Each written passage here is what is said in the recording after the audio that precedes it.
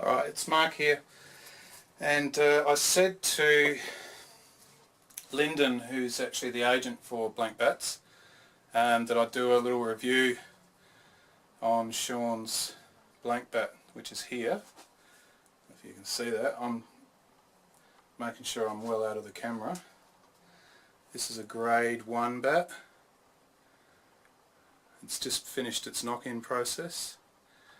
So now it's ready for its play-in. This is what they call a limited edition grade, which is well over 300 pounds.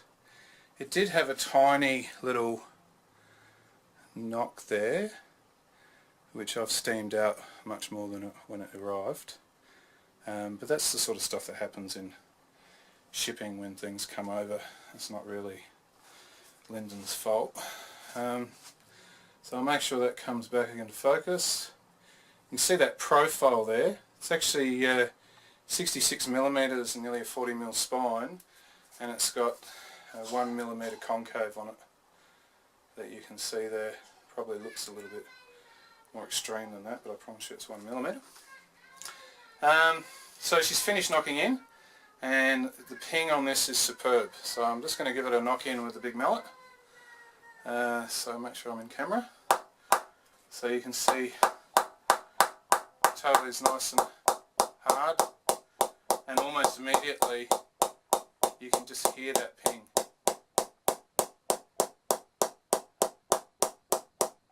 Most bats will start to peter out about here.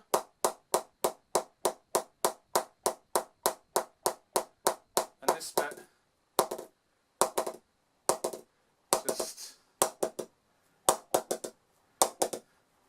In fact, I've got to actually send Lyndon the invoice for damaging my ceiling while I was testing this with a ball.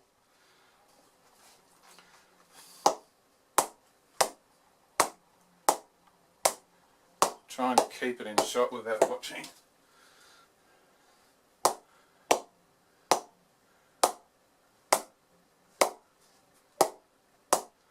I'm not going to try and hit the ceiling just to prove a point. But she feels beautiful. Now, just to show you, this is actually, Sean himself asked for this extra grip to be put on. It's really thick oval handle down the bottom, but round up the top. And with this grip on it, I feel a little bit like Clive Lloyd, because it's just so thick. This is an orange cricket grip. It's actually not too bad, actually. I like the hoops or whatever down here. It's got the snake skin and the octopus style up here. So I think Lyndon tried to match the silver and the black. Because blank bats, you know, by definition is trying to show you the willow of the bat rather than a whole heap of stickers like you get on other bats, particularly ones made in India. One thing I was really impressed with this bat is when the initial pressing came out, she was pinging here, and a lot of bats will die out about here because they basically press them after they've handled them. But this bat has still got a little bit of life in it up here by the spring. So this is a really nice quality piece of willow, and just because there's a little blemish here, most other manufacturers would have covered that with some stickers, you know. So if I was looking at a grey nickels, you would see that the stickers would have covered that and you wouldn't even be noticing that. So is there a difference between this bat and other bats? So you can see here I've got a $200 scoop, well $300 they were, and I've knocked this one in, nice and hard knock in like normal. The scoops actually have that real hollow sound, but noticeably feels much harder, and will probably need a much longer play-in time when that finally happens. And this one here is my B3 bespoke, which I've got to get the sticker replaced at cracked there, but the people at B3 are going to do that for me, no worries.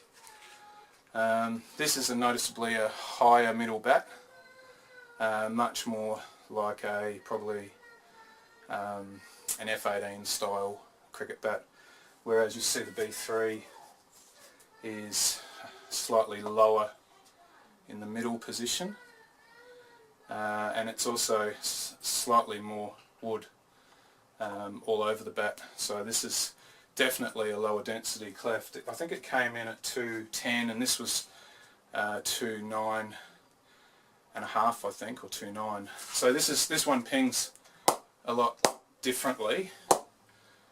This is a much harder press, like a Gun and More press, which is not particularly, and Streaky himself has written plenty of papers and posts about hardness. But there's nothing wrong with the hardness of this bat even when it came.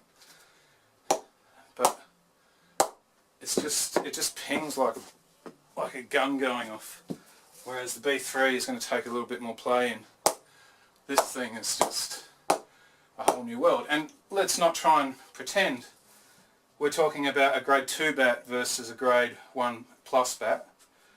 The Heritage series was a grade 2, it must be a much lower grade 2. So my thoughts are, for $550 landed, this compares to any of the Grey Nichols Elites that I've had, and it far exceeds any of the expensive that I've had in. I'm not particularly that impressed with the pressing of they seem to take ages. And whilst you can say, oh well, you don't want to over press a bat, it's better to under press it, I think that they just run through a conveyor belt of presses rather than the B3 and the blank bats, which are individually hand pressed with a bat maker actually testing them. And you can't beat a handmade bat, because the bat maker themselves is trying to get the absolute best out of that piece of timber. And this piece of wood here just shows that that's exactly what happens.